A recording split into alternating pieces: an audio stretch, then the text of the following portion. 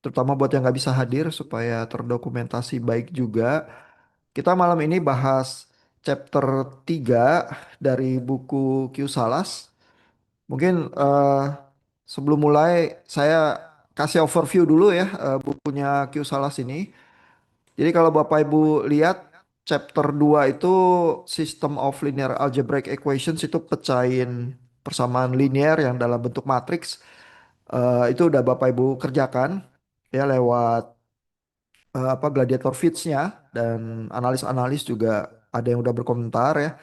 Ini sebenarnya peralatan cukup penting ya karena banyak problem di kehidupan kita yang engineering maupun yang alamiah ya. Kalau Bapak Ibu memetakan gempa atau apa sering persamaannya persamaan linear yang bisa ada banyak ya. Terus kalau Bapak Ibu berusaha cari eh, solusinya seringkali harus melakukan inverse matrix ya sehingga Gauss elimination ini standar banget ya kalau Bapak Ibu berurusan sama eh, sistem telekomunikasi misalnya ya terus Bapak Ibu harus melakukan equalization terhadap channel gangguannya ada di udara ya seringkali equalization yang paling sederhana itu zero forcing atau apa bisa dimodelkan sebagai matrix juga channelnya lalu di inverse begitu ya jadi sebenarnya mesinnya tuh kalau mau melakukan equalization tinggal ngitung Gauss elimination gitu ya dan kalau matriksnya besar, Bapak Ibu perlu persenjataan yang lebih ampuh untuk ngerjain inverse matriksnya dengan lebih efisien. Bapak Ibu punya pilihan-pilihan, ada decomposition ini ya methods. Terus kalau Bapak Ibu punya matriks yang kurang gitu menguntungkan ya, misalnya kurang begitu apa angka-angka yang di diagonal utama itu kecil sehingga kalau di inverse nanti errornya besar Bapak Ibu bisa pivoting begitu misalnya ya. Jadi ini eh, paket lengkap lah bab 2 ini untuk peralatan utama yang dibutuhkan di dalam berbagai engineering system begitu ya. Jadi tampaknya Q Salah sih mengurutkan materinya berdasarkan derajat kepentingan ya. Nah, chapter 3 ini yang kita bahas malam ini cukup penting juga ya karena ini cukup basic ya chapter 3 adalah soal interpolation dan curve fitting.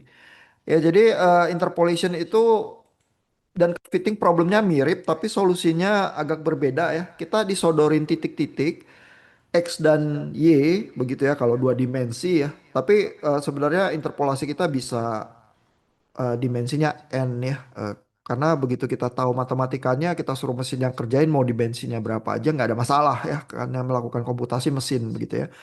Nah problemnya adalah kita punya titik, katakanlah kalau imajinasi kita dimensinya cuma dua, ada x dan y, terus kita punya beberapa titik, eh, tapi titik itu terbatas, terus kita harus mengestimasi tempat-tempat di mana titiknya nggak ada.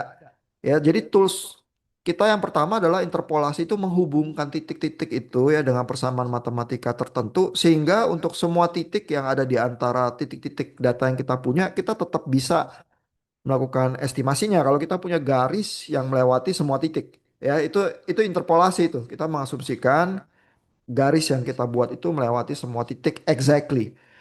Nah, kalau regresi atau curve fitting itu logikanya agak beda ya. Nanti kita lihat ya gambar-gambar yang ada di buku QSalas. Kalau curve fitting itu mengasumsikan waktu kita ngambil titik data kita ada error, ada noise yang selalu ada di sistem kita. Dan kita tahu ya misalnya satu fenomena tertentu itu garisnya linear sebenarnya. Sementara taburan data kita itu ya enggak linear gitu ya. Jadi ada errornya gitu. Tapi kalau kita mau tarik garis linear yang paling dekat dengan semua titik data, di mana jarak antara titik saya dengan garis linear saya itu yang adalah errornya itu paling kecil ya, saya bisa punya tools matematika untuk melakukan hal semacam itu.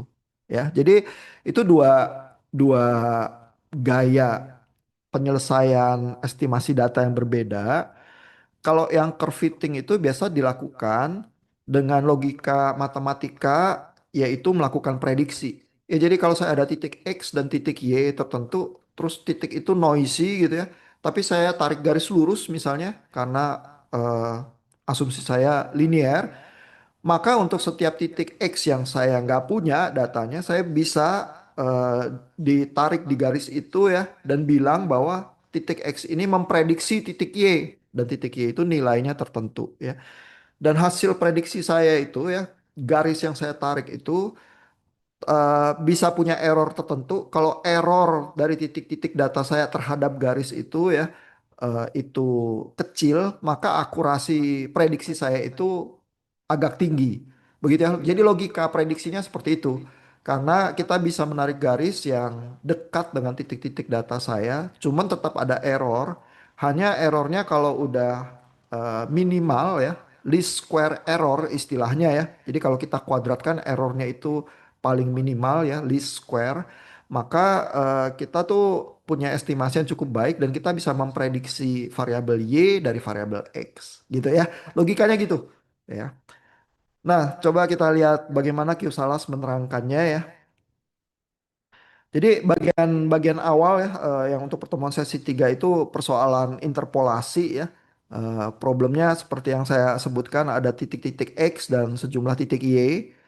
Terus kita menghubungkan titik-titik itu begitu ya. Nah, secara apa matematika Bapak Ibu yang udah lulus SMA terus belajar kalkulus, aljabar linear dan lain sebagainya udah tahu lah ya. Kalau saya punya dua titik di X, Y gitu ya, saya bisa hubungkan dengan garis lurus ya. Kalau dua titik kan selalu bisa ya. Karena saya punya persamaan Y sama dengan AX plus B gitu terus bisa melewati dua titik ya. Karena ada A sama B. Nah, terus kalau saya punya tiga titik, saya pakai apa garis yang kuadratis. eh, saya tuh bisa menghubungkan tiga titik ya. Kalau saya punya empat titik, saya punya persamaan yang orde tiga ya, pangkat tiga, saya bisa menghubungkan empat titik gitu dan seterusnya gitu ya. Jadi selalu saya bisa punya kemungkinan garis polinomial yang ordernya cukup tinggi untuk menghubungkan berapapun titik yang saya punya. Ya. Memang ada problem kalau titiknya terlalu banyak ya, tapi secara logika pokoknya kita bisa tuh melakukan eh, akrobat matematika yang semacam itu ya. Nah, tapi menghitungnya, menyuruh komputer menghitungnya itu gimana ya? Jadi ada beberapa cara yang standar ya. Yang satu Lagrange method ini sebenarnya Bapak Ibu mungkin juga udah agak terbiasa walaupun tanpa sadar ya. X minus X0 dibagi XI minus X0 dikali X minus X1 dan seterusnya kalau dideretkan gitu ya nanti kita punya cardinal function, lalu kita bisa dapat persamaan garis kita itu ya kalau kita menghitung begitu ya. Ini metode sebenarnya cukup biasa dan cukup tua, tapi nanti detailnya biar Bapak Ibu lihat ya, baca Q Salas terus menerangkan gitu ya. Nah, ada metode yang lebih sedikit lebih efisien namanya metode Newton begitu ya karena menghitungnya itu bisa recurrence. Recurrence artinya buat komputer lebih enak ya karena hasil perhitungan P0x ini bisa di fit in untuk menghitung P1 lalu di fit in lagi menghitung P2 sehingga perhitungannya bisa langsung secara logika kita bisa bayangkan ada loop perhitungan yang angka itu masuk-masuk terus begitu ya dan dihitung terus secara looping iterasi dan menyelesaikan masalah kita. Ya daripada misalnya yang Lagrange method itu. Tapi ya hasilnya nanti sama aja. Ya. Nanti detailnya Bapak Ibu lihat recording yang lalu lihat codingnya terus berusaha menerangkan ya. Kalau nggak salah di gudang coding juga ada sih yang bisa Bapak Ibu pakai ya. Nah, saya ingin menunjukkan penyakitnya ya dari problem interpolasi ini, yaitu ya bahwa kalau kita titiknya terlalu banyak, di sini ada problem bahwa orde garis kita itu jadi tinggi gitu ya. Dan Bapak Ibu bisa bayangkan bahwa garis yang kuadratis ya, pangkat 2 misalnya ya, itu cenderung masih jinak karena pokoknya parabolik membuka ke bawah atau membuka ke atas gitu ya. Itu ya udah gitu ya. Tinggal titiknya ada di mana nanti kita cari persamaan garis paraboliknya yang menghubungkan titik itu. Tapi kalau kita punya orde eh, apa X pangkat N dan N-nya cukup tinggi ya lebih dari 6 X pangkat 7 X pangkat 8 X pangkat 9 gitu ya. Garis itu tuh bisa berlekak-lekuk yang agak liar ya dan terutama kalau titiknya banyak ya, di misalnya ini ya, contoh yang ini ya, gambar 3.3, titiknya ini lebih dari 6 ya, 1, 2, 3, 4, 5, 6, 7, 8, 9, 10, 11 ya. Dan berarti kan Bapak Ibu perlu berapa? Order 10 ya. paling dikit ya.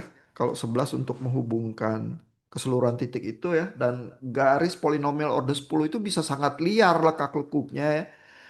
Nah, terutama jadi di ujung-ujung dari kumpulan titik kita ya, garis itu tuh melengkungnya terlalu eh, dibesar-besarkan ya karena dia menekuk sedemikian rupa sehingga di tengah-tengah titik-titik kita itu benar-benar lewat titiknya dengan apa? Dengan tepat gitu ya. Dan semua titik harus kita lewati, terutama kalau titik-titiknya juga liar ya. Terus kan kita gambar garis yang terpaksa melewati semua titik itu, maka di ujung itu begitu apa tidak ada titik lagi, di sini kayak garisnya lepas kendali gitu ya. Karena oh sekarang ada kebebasan gitu. Terus kalau kita lihat titiknya di sini kan harusnya mungkin halus aja ya antara dua titik terakhir ini di sebelah kiri juga gitu, tapi ini malah liar begitu ya, menekuk ya ke sehingga kalau kita ambil misalnya titik estimasi 4, sekian ini antara 4 sama 5, ini kemungkinan estimasinya salah ya berdasarkan garis polinomial order tinggi ini. Karena kok titiknya yang di titik 4 ada di sini, di 5 ada di sini, tapi garis interpolasinya sangat liar ya. Jadi ada problem semacam ini sehingga kalau apa titik yang harus diinterpolasi itu lebih dari 6 titik, biasanya metode-metode interpolasi kita itu gagal ya, terutama di apa pinggiran dari kumpulan titik kita itu. Ya, jadi Bapak Ibu perlu aware ya terhadap limitasi apa algoritma kita, terutama karena secara matematik eh, karakteristik dari garis kita itu kalau dipaksa melewati titik yang jumlahnya banyak di ujung-ujungnya dia akan menjadi terlalu liar sehingga estimasinya jadi salah ya.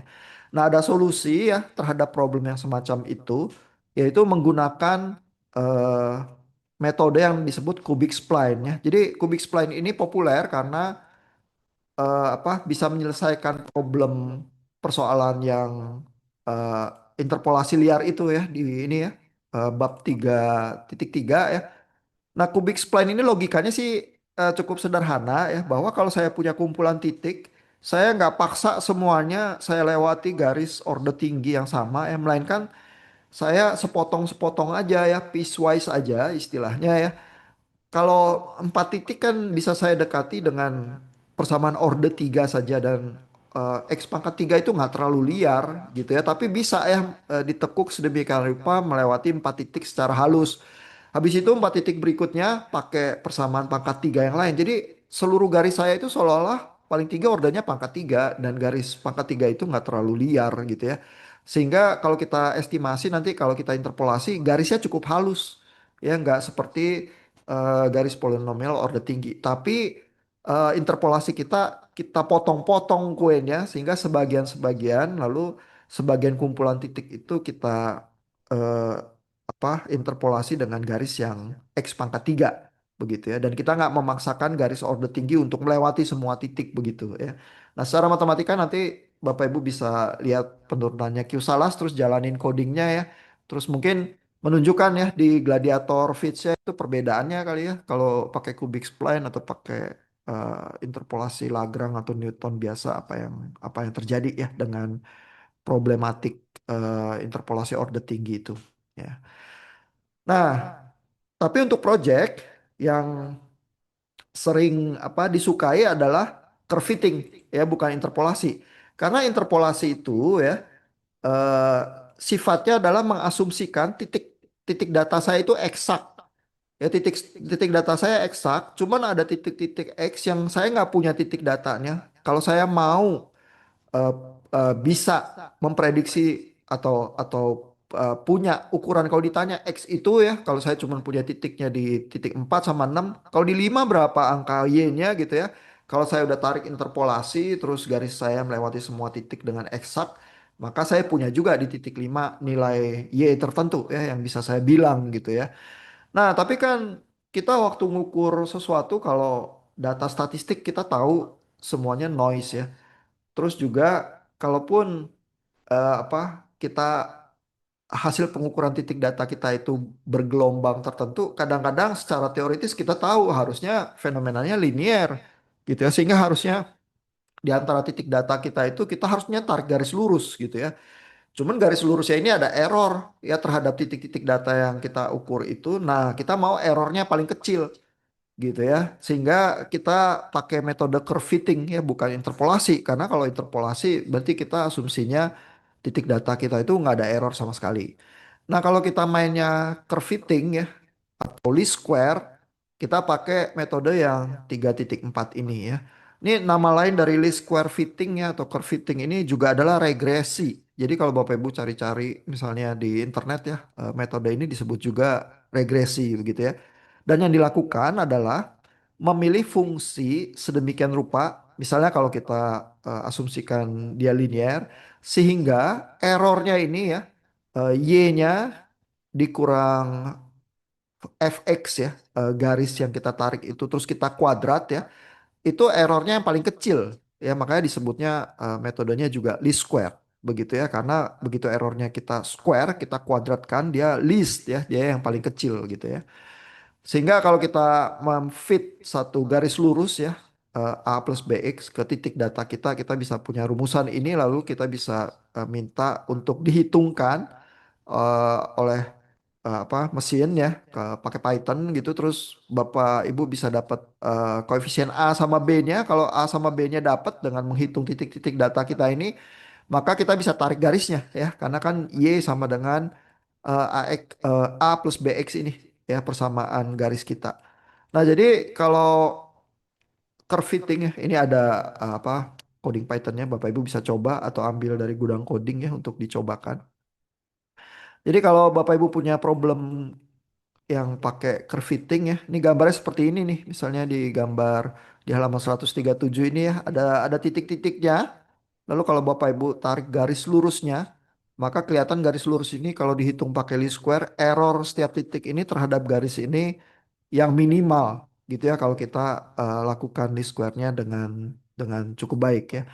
Nah, curve fitting ini bisa juga nggak linear sih, bisa juga polinomial ya. Misalnya kita punya garis parabol yang fit sehingga errornya ke garis parabol itu yang paling minimal itu juga bisa ya, atau garis orde pangkat 3 dan sebagainya ya. Jadi secara matematika itu bisa bisa dilakukan juga ya. Dan kalau kita melakukan curve fitting semacam ini dengan asumsi selalu ada error di data kita ya. Ini yang kita sebut melakukan prediksi. Ya, jadi variabel X memprediksi variabel Y, lalu prediksinya itu seberapa baik ya, tergantung dari error yang kita dapatkan.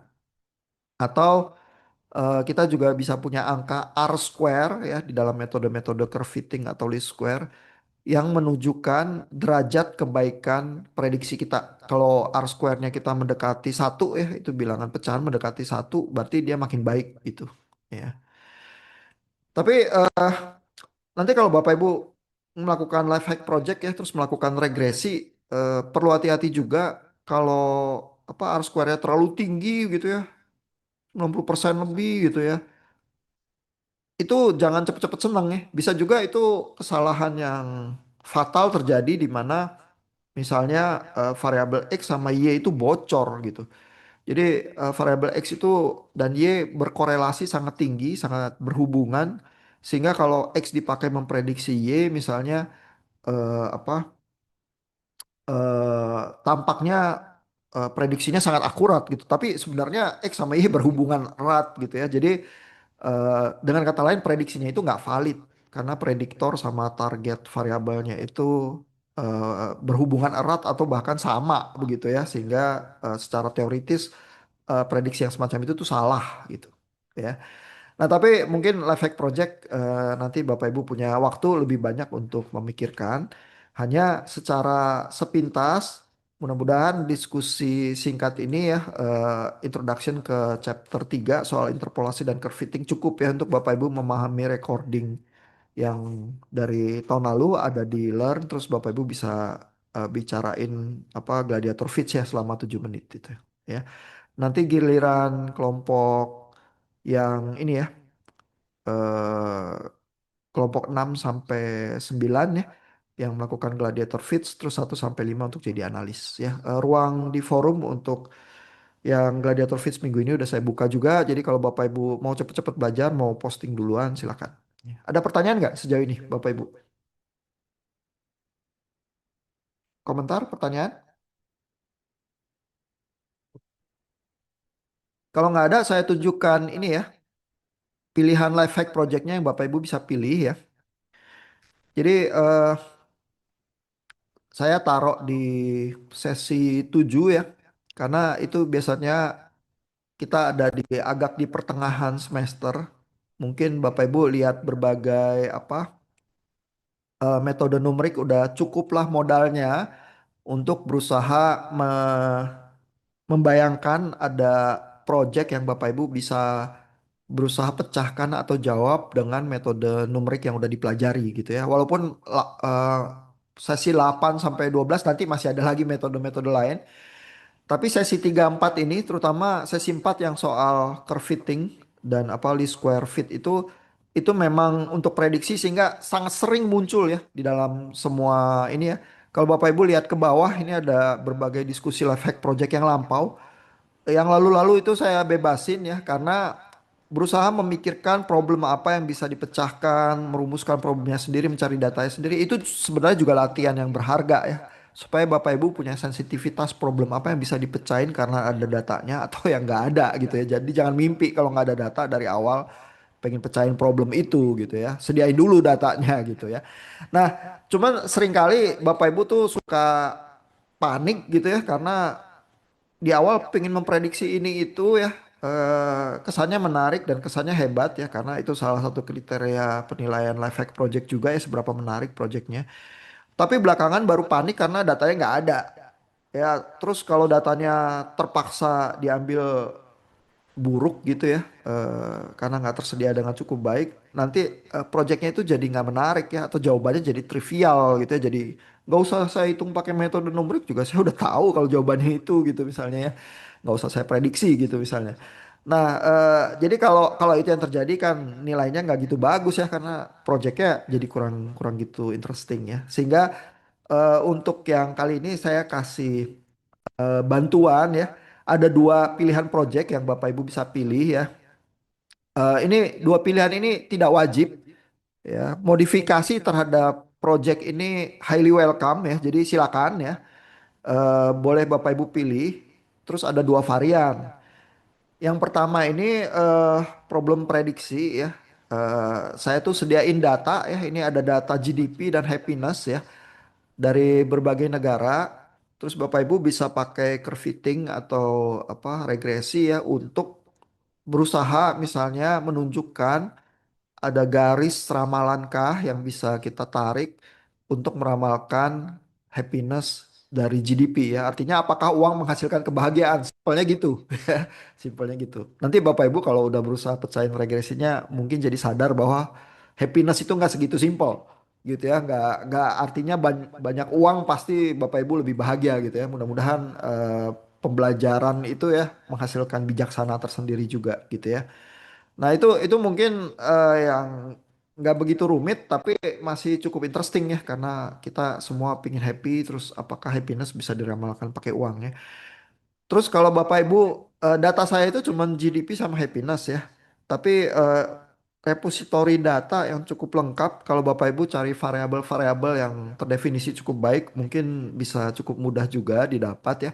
Jadi Bapak Ibu bebas ya menambahkan berbagai faktor lain untuk curve fittingnya. Jadi dimensi prediksinya bisa nggak cuma X ke Y, tapi ada X1, X2, X3 memprediksi target variabel Y tertentu gitu ya. Jadi itu namanya multiple regression. Boleh aja ya. Misalnya mungkin yang interesting kalau Bapak Ibu pikir, oh kalau saya percaya Tuhan ya, saya beragama, saya lebih happy gitu ya. Data religiositas mestinya ada ya seberapa agama itu penting di berbagai negara ada apa lembaga survei seperti Pew Research Center di Amerika yang kerap melakukan survei-survei semacam itu gitu ya.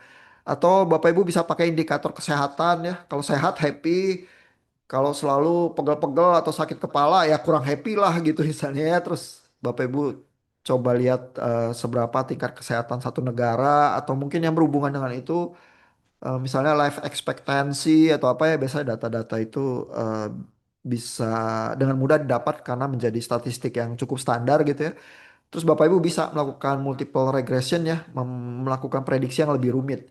Biasanya yang terjadi adalah kalau Bapak Ibu cuma punya faktor yang cuma sedikit jumlahnya ya, X-nya, maka kemampuan prediksi itu kan happiness itu kan multidimensi ya. Apapun target variabel kita yang di Y yang kita coba prediksi biasanya multidimensi dan rumit. Kalau kita cuma punya sepotong perspektif dari kue kehidupan kita yang kompleks itu, biasanya kita punya prediction power, tapi prediction power kita bakal nambah kalau kita juga include faktor lain yang secara teoritis memang tampaknya bisa ya memprediksi target variabel itu gitu.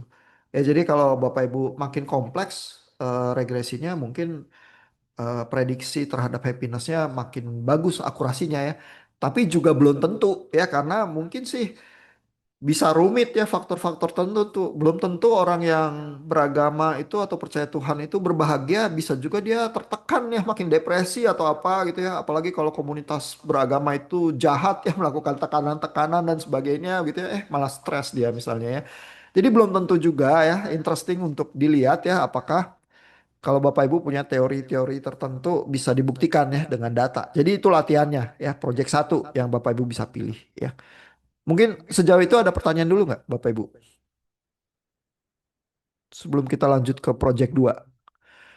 Ini project life hack ini nanti minggu ke jadwalnya ya. Kalau Bapak Ibu lihat di Learn ya adalah untuk tab ke ini ya, session 15 ya. Saya sengaja nggak pasang di session 16 karena itu UAS. Tapi itu di minggu yang sama sih ya kalau semester pendek ini. Cuman supaya kalau Bapak Ibu udah selesai ya posting aja lah gitu ya. Supaya bisa belajar buat kuliah yang lain lebih lega gitu misalnya.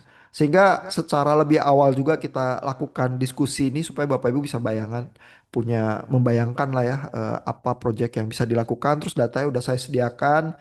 Kalau Bapak Ibu sambil ngerjain gladiator videonya itu terus menguasai codingannya, terus bikin code crunch-nya ya, video code crunch-nya lebih awal terus posting atau apa, terus merasa diri siap untuk live project ya udah dicicil aja projectnya. Ya, terus kalau Bapak Ibu gak sabar bilang, "Pak, saya udah selesai nih live hack projectnya mau posting gitu ya." Ya udah saya buka aja di forum. Jadi Bapak Ibu bisa posting mulai dari sangat awal ya. Karena kalau berpikirnya di awal mungkin projectnya bisa lebih bagus daripada berpikirnya panik belakangan pas mau deadline sih. Ya. Ada pertanyaan nggak Bapak Ibu? Kalau nggak ada, saya lanjut ke project kedua ya yang Bapak Ibu bisa pilih ya. Nah, project kedua ini ya, ini juga selalu menjadi ambisi orang-orang yang ngambil metode numerik ya, eh, yaitu memprediksi bursa saham ya. Nah, tapi prediksi bursa saham ya, kalau Bapak Ibu pakai metode regresi gitu aja, itu tuh sulit karena ya metode regresi itu kembali ya logikanya adalah saya punya variabel X, saya berusaha meramal variabel Y. Jadi waktu itu sendiri ya, tanggal gitu ya, atau tahun, hari, itu tuh bukan variabel ya. Karena kalau waktu itu kita jadikan variabel, kalau dia naik terus berarti harusnya variabel Y ini naik terus juga dong gitu ya. Kan kan nggak gitu ya. Jadi kalau sumbu X-nya sumbu waktu, terus kita regresi gitu aja berusaha meramalkan Y, ya udah pasti salah gitu ya. Karena X-nya itu isinya bukan variabel yang bisa memprediksi Y. Gitu ya. Kalau kita mau memprediksi apa bursa saham mungkin kita perlu semacam indikator ekonomi yang lain gitu ya. Misalnya apa tingkat pendidikan gitu misalnya ya atau eh populasi gitu ya atau misalnya kurs mata uang ya atau variabel yang lain yang nggak berhubungan sama bursa saham tapi tampaknya bisa memprediksi ya. Jadi kita harus cari X-nya supaya memprediksi Y. Dan kesalahan standar orang-orang adalah berpikir saya tuh bisa plot kurvanya gitu berdasarkan waktu terus pakai metode regresi gitu aja terus saya prediksi gitu ya. Yang enggak gitu ya. Itu langsung logika yang salah. Nah, tapi apakah sama sekali nggak bisa memprediksi terhadap waktu? Bisa ya. Ada apa metodenya, tapi metode ini muncul bukan dari apa kuliah-kuliah analisis numerik yang klasik ya. Karena metode LSTM ini ya long short term memory ya munculnya dari machine learning atau data analytics ya. Karena kalau Bapak Ibu bayangkan tadi misalnya interpolasi atau curve fitting ya, itu kita berangkat dari formula atau definisi matematika yang eksplisit ya, bagaimana misalnya menginterpolasi sejumlah titik tertentu dengan apa metode Lagrange karena kita tahu persamaan garis dengan orde pangkat tertentu bisa melewati titik-titik ini dengan sempurna gitu misalnya ya. Atau curve fitting itu berangkat dari saya mau meminimalkan errornya secara least square lalu dengan kriteria itu saya tarik garisnya gitu ya. Itu secara matematika eksplisit dan terdefinisi baik. Nah, LSTM ini enggak. Ya, long short term memory ini adalah pokoknya saya punya data, data saya tersebar di waktu. Mungkin fenomena tersebarnya data saya di waktu itu punya pola. Jadi bagaimana menangkap polanya? Pakai neural network ya. Neural network itu basically matematikanya tidak punya apa definisi eksplisit ya, melainkan belajar dari pola tertentu.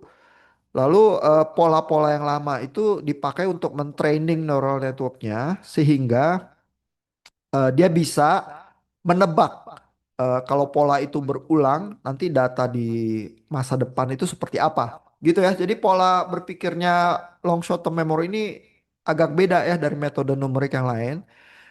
Tapi memang apa eh, mungkin juga kita nggak bisa lari dari data analytics atau machine learning zaman sekarang. Jadi saya rasa daripada Bapak Ibu penasaran, nggak apa-apalah eh, belajar aja ya di sini. Kalau mau pakai metode LSTM ini ya cukup well known. Nanti mungkin saya cariin resourcesnya ya. Terus Bapak Ibu bisa berusaha meramalkan IHSG ya. Di sini saya kasih resource-nya ada paper nih yang udah terbit dari teman-teman matematika ya. Ini kalau diklik ke arah jurnalnya, ini mereka memakai LSTM untuk memprediksi IHSG ya. Nah, kalau Bapak Ibu baca papernya nanti ya, kalau mempersiapkan project, Bapak Ibu akan lihat bahwa errornya ya yang terjadi dari metode LSTM untuk memprediksi IHSG itu tampaknya kecil ya. Tapi buat semua orang yang main saham dan paham ekonomi, itu secara konsensus tahu bahwa saham itu nggak bisa diramal. Kenapa? Karena saham itu tergantung dari psikologi, geopolitik. Kalau perang tiba-tiba saham hancur. Kalau orang pesimis terhadap pemerintahan, bahwa pemerintahan itu bisa menghasilkan regulasi yang fair begitu ya. Maka tiba-tiba semua investor melarikan dananya ke tempat lain gitu. Terus sahamnya ambruk begitu ya dengan cepat begitu ya. Jadi saham itu psikologis ya. Dan IHSG itu sebenarnya kumpulan saham dari banyak perusahaan. Jadi dia ada efek averagingnya ya, ada efek rata-ratanya. Cuman kalau udah IHSG jatuh, eh, artinya rata-rata dan kebanyakan perusahaan jatuh, begitu ya. Tapi walaupun jatuh atau naik itu tetap sifatnya psikologis. Jadi sebenarnya ekonomi itu konsensusnya bursa saham itu nggak bisa diramal. Karena kalau pada kenyataannya bursa saham itu bisa diramal, terus orang punya mesin matematika yang cukup baik, maka ada orang yang kaya mendadak. Pada kenyataannya kan enggak. Ya pada kenyataannya kan ya kita gini-gini aja gitu ya. Nah, jadi Bapak Ibu kalau ngerjain proyek yang itu ya, yang nomor dua itu ya, tugasnya ya adalah menunjukkan bahwa paper itu tuh sebenarnya nggak nggak bener ya. Paper itu menunjukkan seolah-olah LSTM ini kalau dipakai untuk memprediksi saham ya, itu hasil errornya kecil ya, atau dengan kata lain akurasinya tinggi. Ya, nah eh, sebenarnya yang terjadi ya adalah LSTM-nya itu kalau dia dikasih semua data untuk training ya, yang dia lakukan itu berusaha melakukan interpolasi ya, berusaha mengikuti semua titik data. Jadi sebenarnya bukan prediksi yang cukup baik ya, karena kalau diinterpolasi semua data ya berarti kita tarik garis yang berusaha paksa deket ya ke titik-titik data kita ya gitu ya. Mungkin sih karena dia belajar pola masa lampau, berusaha memprediksi masa depan, dia agak lagging gitu ya, agak terlambat. Jadi bursa sahamnya udah jatuh, dia jatuh belakangan. Cuman pola jatuhnya mirip-mirip, sehingga kelihatan errornya kecil, akurasinya dekat gitu ya. Tapi dia nggak bisa memprediksi, dia sebenarnya melakukan interpolasi yang agak terlambat gitu ya. Nah sehingga apa? kalau ekonom-ekonom itu benar, sebenarnya penerapan yang di paper ini tuh salah. Ya jadi tugas Bapak Ibu kalau ngambil proyek yang ini adalah menunjukkan kenapa paper ini salah dan menghasilkan prediksi yang lebih masuk akal dan lebih akurat. Gitu ya. Jadi agak lebih susah dikit ya. Terutama karena LSTM-nya bukan metode numerik yang klasik, tapi cukup well known ya sehingga cukup mudah dipelajari. Terus Bapak Ibu harus coding. Codingnya juga dengan mudah lah kalau pakai AI atau cari informasi cukup cukup eh, sederhana juga untuk diterapkan ya. Cuman dia polanya network apa neural network ya atau machine learning ya sehingga ada sebagian data dipakai untuk training training neural networknya ya, training machine learningnya, lalu sebagian data lagi untuk predik gitu ya, untuk testing gitu. Kalau metode numerik kan eh, nggak seperti itu ya, kita punya seperangkat titik terus kita langsung punya formula matematik, kita iterasi terus kita tarik garis regresinya gitu ya. Nah kalau yang apa ya LSTM tuh pakai pembagian training testing data ala machine learning gitu ya. Tapi belajarnya nggak susah dan mungkin menarik buat Bapak Ibu yang penasaran pingin apa lihat prediksi bursa saham, boleh ambil project yang itu ya. Tapi kedua project itu pilihan ya, Bapak Ibu nggak mesti ambil project yang itu. Boleh modif juga dari apa definisi dasar projectnya ya, sangat welcome kalau Bapak Ibu modif. Dan yang nomor dua, basically Bapak Ibu memang harus modif sih, harus menunjukkan bahwa papernya itu tuh nggak nggak benar ya atau at least nggak sepenuhnya benar dan kenapa dan bagaimana prediksi yang lebih baik ya yang akurasinya nggak setinggi itu ya karena lebih realistis ya terhadap bursa saham gitu misalnya. Ya. Nah, sampai situ aja Bapak Ibu ada pertanyaan nggak? Pertanyaan Bapak Ibu? Berarti untuk temanya dua itu Pak ya, sudah ditentukan Pak. Nah, saya tentukan supaya Bapak Ibu ada pilihan dan ada semacam apa eh, pagar lah untuk menjaga supaya Bapak Ibu nggak jatuh ke dalam proyek yang sama sekali apa bikin panik belakangan gitu ya. Tapi kalau Bapak Ibu merasa dua proyek itu sama sekali nggak menarik juga ya. Saya punya kok proyek yang lain yang jauh lebih keren gitu misalnya ya. Terus datanya ada. Saya pilih yang lain aja sekalian begitu ya. Itu boleh aja. Ya jadi Bapak Ibu mau pilih di luar dua itu juga boleh ya. Dua itu nggak wajib ya. Dan dua itu juga nggak wajib dalam bentuk yang seperti itu. Bahkan yang nomor dua wajib untuk dimodif ya karena tugasnya menunjukkan bahwa yang pakai LSTM polos gitu aja untuk meramalkan bursa saham itu salah sebenarnya. Dan contoh papernya saya kasih gitu yang nggak sepenuhnya benar itu gitu ya. Tapi nggak wajib Pak. Jadi masih bebas. Cuman ya lakukan dengan risiko sendiri ya. Tapi kalau Bapak Ibu cukup yakin terus berhasil proyeknya impresif gitu ya nilainya tinggi juga gitu. Jadi bebas. Pertanyaan lagi Bapak Ibu?